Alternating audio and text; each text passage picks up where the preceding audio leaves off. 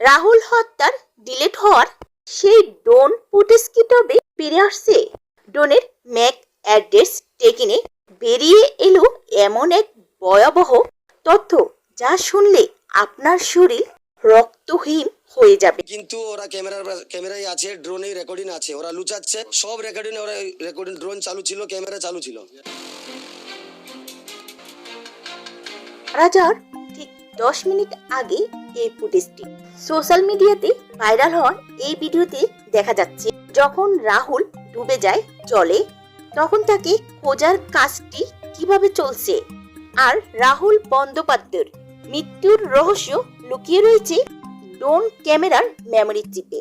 পানির নিচে তলিয়ে যাওয়ার সেই রুদ্ধশ্বাস্য মুহূর্তে আকাশ থেকে কি রেকর্ড করছিল প্রোডাকশনের ড্রোন? এই ড্রোন ফুটেজটি কেন আড়াল করে রাখা হচ্ছে? কার নির্দেশে হচ্ছে এত লুকোচুরি?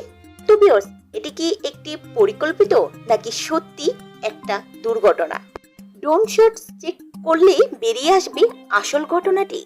ঘটনার দিন শুটিং স্পটে যখন রাহুল বন্দ্যোপাধ্যায় মৃত্যুর সাথে লড়ছিলেন, তখন ঠিক মাথার উপরেই উড়ছিল প্রোডাকশনের ড্রোন ক্যামেরাটি। প্রত্যক্ষদর্শীদের দাবি অনুযায়ী সেই ড্রোন ফুটেজে বন্দি আছে রাহুলের শেষ মুহূর্তের প্রতিটি সেকেন্ড। যদি এটি দুর্ঘটনাই হতো তবে ড্রোনের লেন্সে তা স্পষ্ট হওয়ার কথা। আর এটি যদি পরিকল্পিতভাবে হত্যা হয় তাহলে সেখানে খুনির চেহারাও থাকার কথা। এখন প্রশ্ন উঠছে, সেই ড্রোন ফুটেজটি এখন কোথায়? কেন জনসমক্ষে তা আনা হচ্ছে না? ডিজিটাল এই স্বাক্ষরটি কি তবে কোনো প্রভাবশালীর নির্দেশে মুছে ফেলার চেষ্টা চলছে? তদন্তের কাঁটা পড়ছে প্রভাবশালীদের দিকে।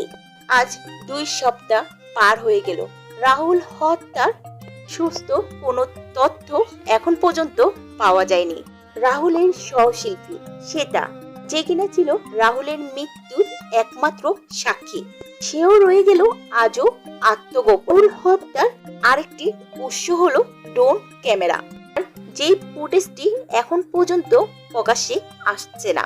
তবে কি রাহুল হত্যার তদন্ত আর হবে না? এখানেই থেমে যাবে তার এই রায়? তো ভিউয়ার্স, আপনাদের কি মতামত রাহুলের এই মৃত্যু রহস্য নিয়ে? অবশ্যই ভিডিওটি কমেন্ট সেকশনে জানাতে ভুলবেন না।